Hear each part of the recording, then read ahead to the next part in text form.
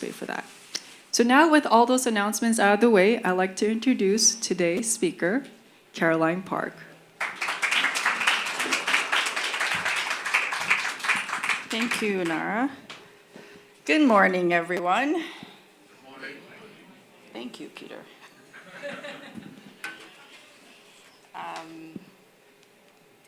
Let me see.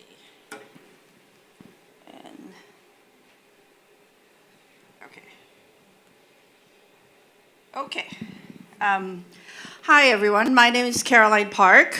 For those of you who don't know me, I am one of the founding members of the River and a formal pastor here.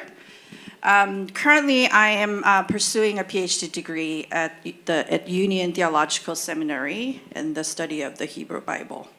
And it's my pleasure and honor to speak to you today. So, when you think of God, what image comes to your mind? How do you envision God to be? Here are some examples from our culture. Bruce Almighty, Simpsons, Monty Python, the familiar images, right? Or this image inspired by Dante's Paradiso. Or according to Bette Midler, God is watching us from the distance. In these images and in our cultural imagination, God is often otherworldly and distant. God is, by definition, not us. God is often a he who is up there. When I think to pray, my mind sometimes just reflexively goes somewhere above, even as I fight this impulse. The image and nature of God are often masculinized too. God is imagined to be male, strong, rational, in control. These images of God are not neutral. As a feminist scholar, Rubenstein writes, the concept of the divine is the most highly valued concept we have in any culture. So how we picture God reflects what we believe and shapes what we believe as a society. It affects how we live. This is why the stories about God are important and why it is important for us to read them critically, even those stories in the Bible. For example, the creation myths in the first few chapters of the Bible have had a powerful influence in our culture on how we think about God, how we think about ourselves as humans.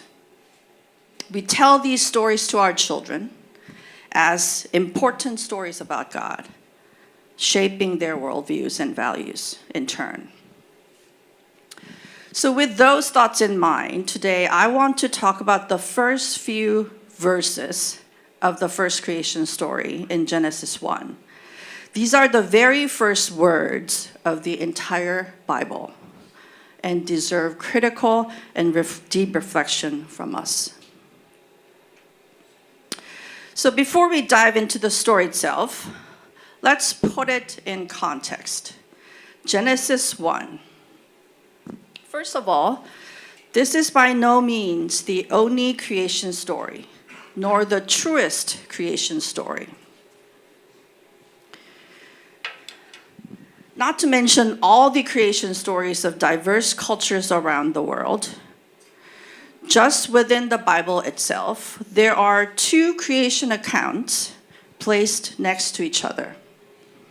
Genesis 1, the first chapter in the Bible, tells the story of the 7-day creation. You might have heard of this. Genesis 2 and 3 tell the story of the Garden of Eden. And because they are told one after another and are in the same book, we sometimes assume that they are part of one coherent story. But no, they tell two different contradicting stories about creation. The order of creation is different in two stories. They have very different images of God and very different theologies. As I have spoken about before here, the Bible does not speak in one voice. The Bible contains many voices and perspectives. Secondly, there's a consensus among scholars that the story of Genesis 1 was composed later than the story of Genesis 2 and 3. In fact, Genesis 1, in a lot of ways, was told in response to the story of the Garden of Eden to offer an alternative image of God. A picture of a majestic, powerful, cosmic God, as opposed to a more human-like God of the Garden of Eden, who walks in the garden and takes a trial and error approach to creation. And this later creation story in Genesis 1 was most likely composed during the Israelites' exile in Babylon.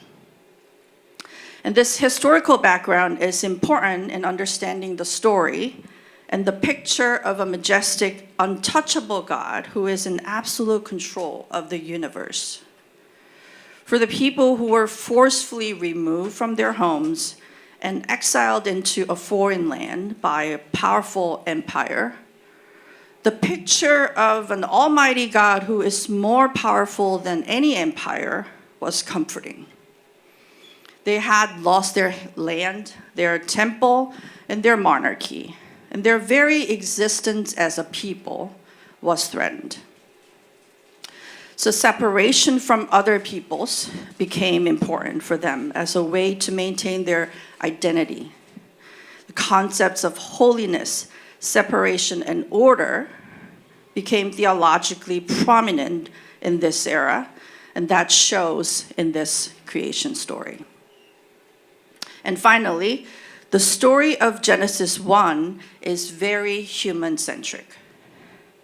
As you probably remember, the 7-day creation story tells that the humans are described as the pinnacle of God's creation, and they are given the authority to subdue and rule over everything on the earth. This picture is perhaps understandable given the original author's historical context, as I just mentioned. At the same time, this story has had the effect of justifying human exploitation of quote-unquote nature and contributed to the current ecological crisis on our planet. This is one of the big reasons why we might want to be thoughtful and reflective about how we understand and tell the story. So now, let's dive into the story. Genesis 1, 1-4. Let me read it for us. In the beginning, when God created the heavens and the earth was a formless void, and darkness covered the face of the deep, while a wind from God swept over the face of the waters. Then God said, "Let there be light," and there was light. And God saw that the light was good, and God separated the light from the darkness. Some of you might be thinking right now that the beginning of this story sounds a little bit different from how you remember it. The first line says, "In the beginning, when God created the heavens and the earth, ... Traditionally, Christians believed that God created the world from nothing. And the first verse of the Bible, we just read, was understood to support this idea. So, for example, older translations like King James Version translate it as, "In the beginning, God created the heaven and the earth, period." So this gives the impression that in the beginning, there was nothing, and God created everything, right? But in Hebrew, it is actually a beginning and not the beginning. And it is grammatically correct and more plausible in context to translate it as the NRSV does here. In the beginning, when God created the heavens and the earth, and the sentence goes on. Or, when God began to create. This makes more sense because according to the story, when God began, things already existed. It says, the earth was formless void, and darkness covered the face of the deep. The deep here means the primeval ocean. And it goes on to say, while a wind from God swept over the face of the waters. So a formless void likely means that the earth was desolate and uninhabitable.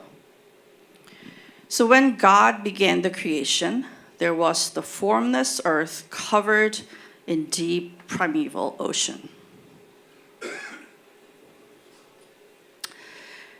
The NRSV translates the next part. A wind from God swept over the face of the waters.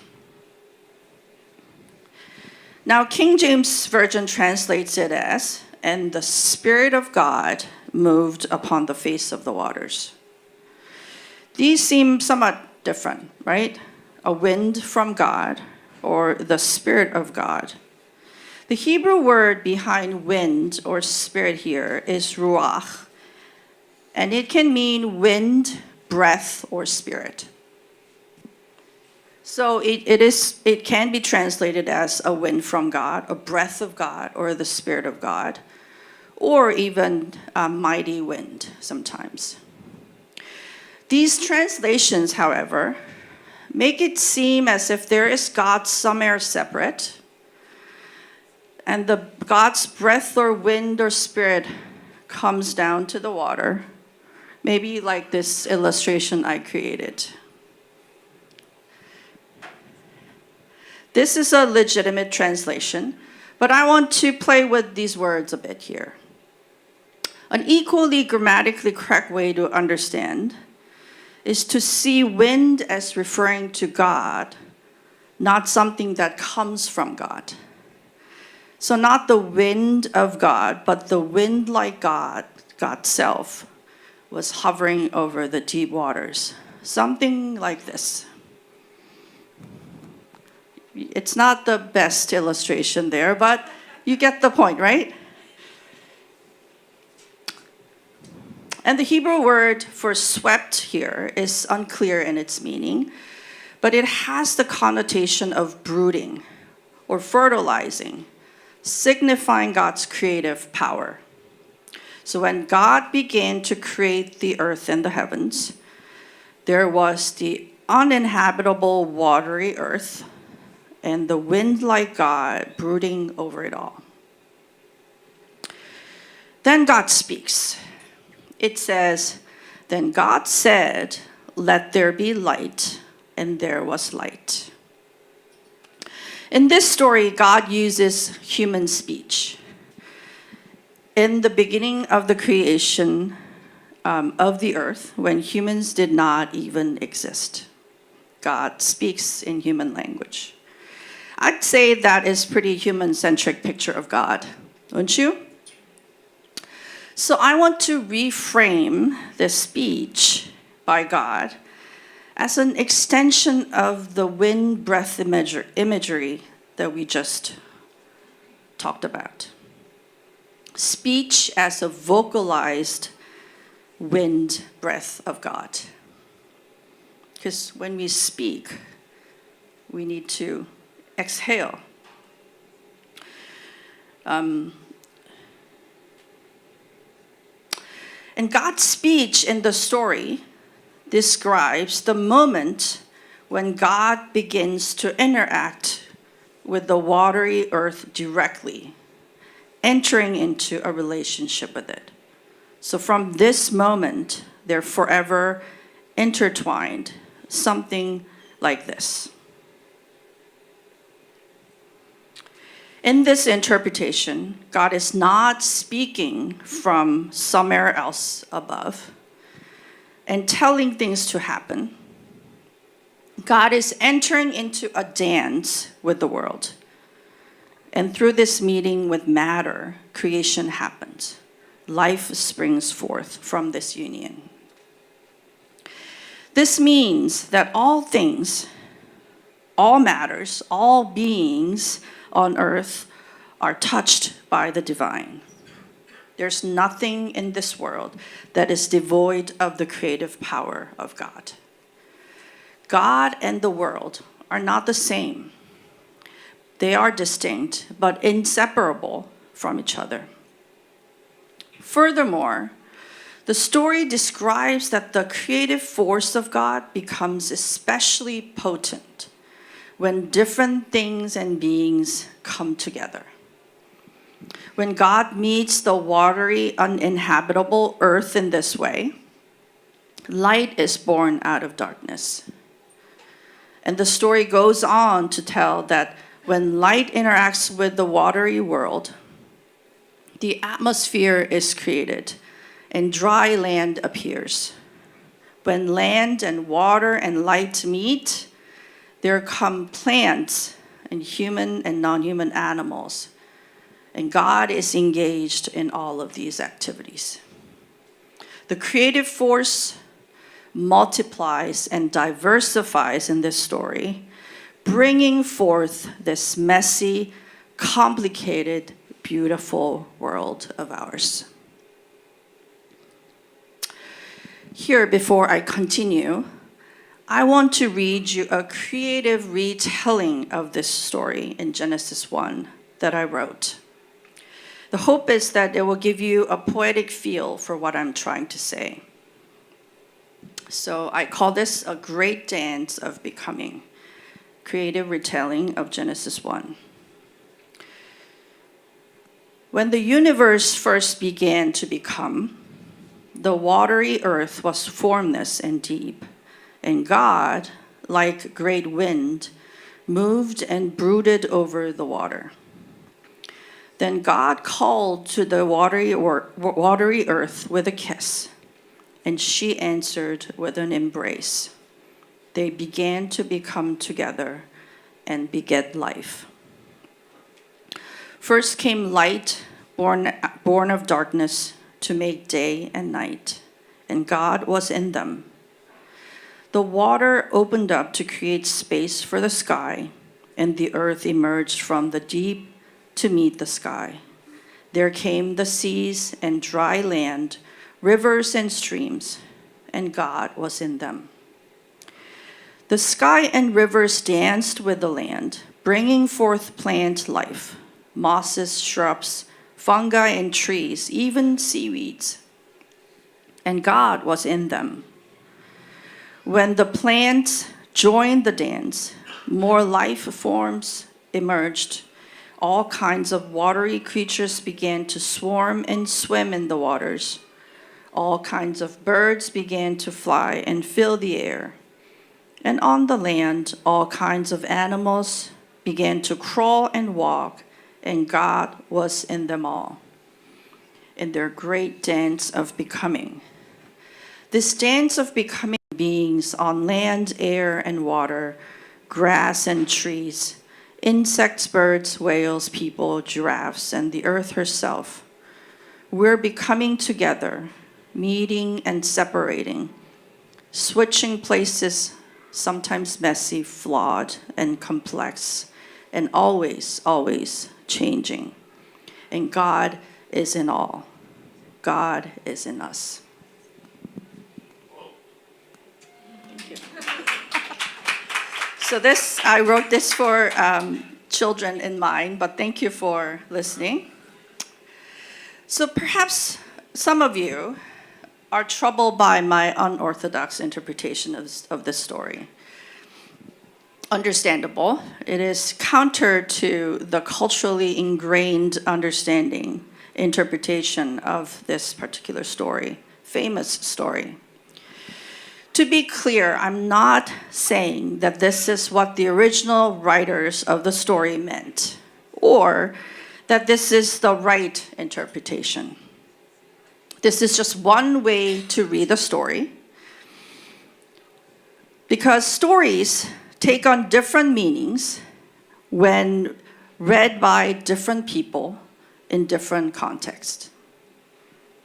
Our context, the world we live in now, is so very different from the world of the biblical authors.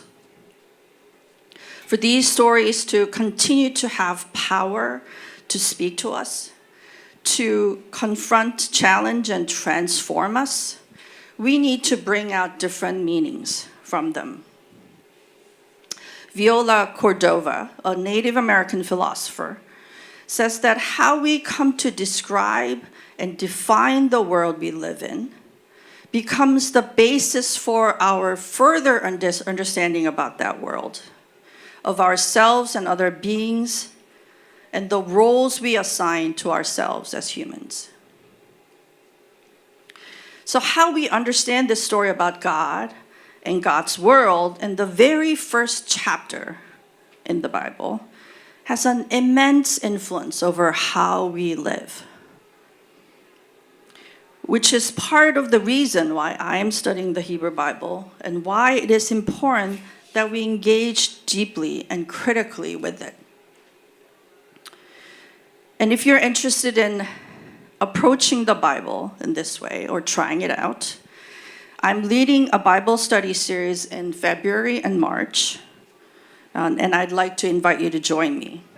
There are more information available in your program, and if you are interested in joining and finding out more about it, you can fill out the connection card. And please feel free to ask me about it after the service. So, with that commercial break, retellings like this matters because interpreted this way, the story is no longer about the all-powerful God creating something out of nothing. Because that image is not necessarily helpful. Not necessarily helpful way to think about God or life. Now it is about God entering into the world to be in a relationship and partnership with the world. God co-creating. God is not out there, but is here, within us, around us, in all beings. God is in me, in you, in trees, rocks and birds and rivers and mountains, in the air, in the land, in the earth itself, in all beings. So this is my first suggestion for today. Remember and respect the divine in all beings. Our culture teaches us that humans are more important than everything else. Humans are more like God than other things. I don't know if that's true. God is in all things. So let's respect other beings whom we live with. And of course that includes humans. It includes you. Remember and respect the divine in you, in all your flawed and imperfect bodiliness. God is with you. The story also tells us that our world is messy and complicated, and that there is beauty to it. In contrast to the masculinized image of a distant, rational, all-powerful, controlling, holy God, God in this story is like a wind breath moving through the creation in relationship with each and every being, carried out by our relationships and connections with the world. The world is in the image of this God, inherently complex and messy and always in flux. Nothing is so black and white or simple. Doesn't that match our experience of life better? Once I hit certain age, it feels like there's always something going on. Doesn't everyone feel that way? Anyone else? There's something, always some change happening, something not right, something that's not to my liking, something that I need to tend to, some parts of life and relationship that I need to make peace with. And so much that I don't have control over. But what the story tells us is that there is life and creativity in messiness and complexity. We all know that strict order and unforgiving boundaries do not promote life or creativity. Things become stale with rigid boundaries. As the Chinese proverb says, pure water, no fish. Of course, I'm not advocating for orderlessness or lawlessness. In this reading of the story, order leads to diversification and new life. Some degree of order promotes the meeting of different things. Order makes the messiness possible because beforehand, it was just the soup of matters. But order is never the goal. Life is. Cleanliness, I'm sorry to say, is not next to godliness. Not necessarily. Mess makes us feel uncomfortable. Differences, gray areas, blurred boundaries, and uncertainty are not always easy to live with. But where different beings and things come together is also where creativity and life are released. That is where hope for the future lies. So my second suggestion of the day is to protect difference and diversity, celebrate, honor, and stand with differences, complexity, and diversity. Embrace the queerness of this world. Many among us are feeling afraid, especially with this new administration and the fundamentalist culture that is intolerant of differences and feels threatened by diversity. It has been only a week, and we're seeing so many signs of very difficult next 4 years. Black, brown, and indigenous siblings are under threat.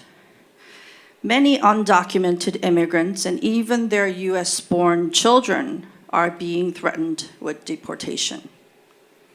LGBTQ community, especially the well-being of our trans siblings, is at serious risk. Those with disabilities and the financially disadvantaged as well. Let's be mindful and tend to those around us. Let's celebrate, honor, and stand with them, whatever that might mean for you from where you are, because our hope and future depend on it. The retelling of the story also emphasizes the power of connections. When there is a genuine connection between different things and beings, more creativity and life become possible. That is where we encounter more life and creativity, more healing, breakthroughs, deeper insights, joy, and wisdom. That is where we are open to something other than us, something new, something bigger than us. So notice the world around you. It's my final suggestion for the day. Seek meaningful connections within it, with people who are different from you, in places you don't feel completely at home, with books that stretch you, and especially with the larger world, with the other than human world around you.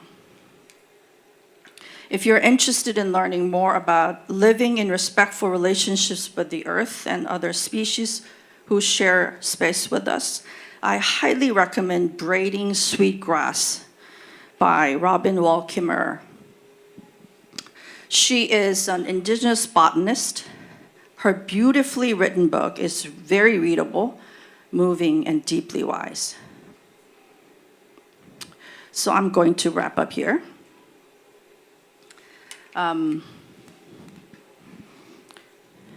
After the service, please hang around. I'll be hanging around. Talk to me. Ask me any questions about the sermon or the Bible study series. But before I do that, I want to leave with you the image that we've been talking about, the image of our messy, complex, and beautiful world. And God who is in all of it. God who moves through it, meeting with you, meeting all that is within, becoming together with us, with a world that is always in flux, always changing and moving. What would it mean for you if you were to receive this image as the image of God and picture of life? What would it mean for you, for your life, and how you live? I invite you to take a moment and think about it. As you do, I pray that may God breathe life into you. I pray that you stay open to this possibility and that you meet God in this space. Amen.